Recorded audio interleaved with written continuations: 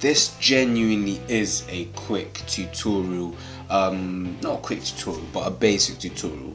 So if you feel you're more advanced, then you might be wasting your time here, but I'm going to show you quickly how to set up a HTML document ready for jQuery. And yeah, so what we're going to do here is we're going to go up, open our HTML document first, obviously, and then in our head tag we're just going to link to a jQuery, to a source of jQuery.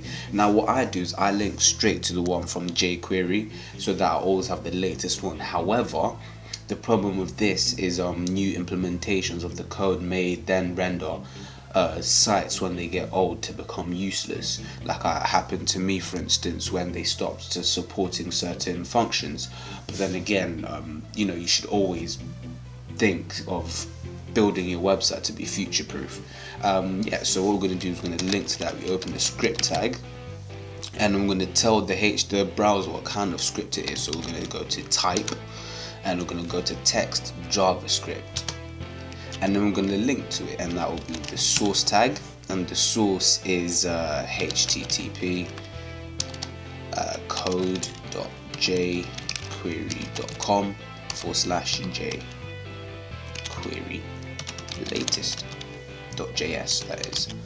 And then yeah, so like I said, this one will always be new, and then we'll just close this tag here, script.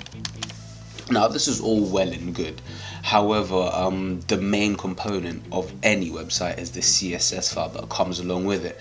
So I'm going to create one quickly, create a new CSS page, and I'm going to save it, and I'm going to just call you style.css,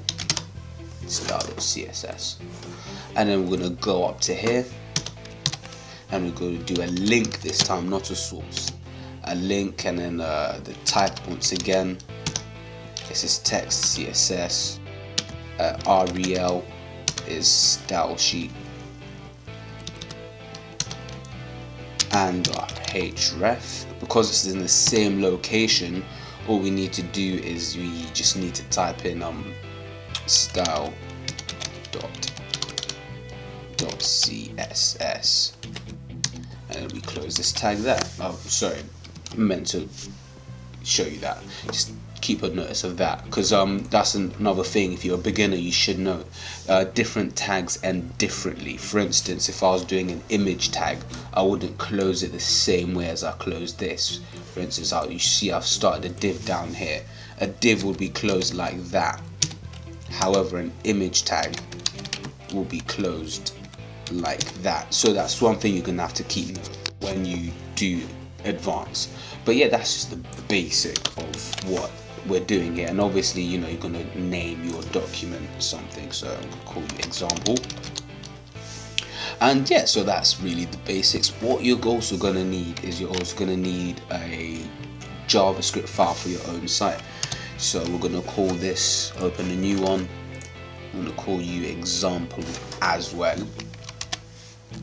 Control S, example.js, and then instead of writing it all over again, it's the beauty of the copy and paste there. And then for the source, I'm just gonna call it example. So I've got something stuck in my throat.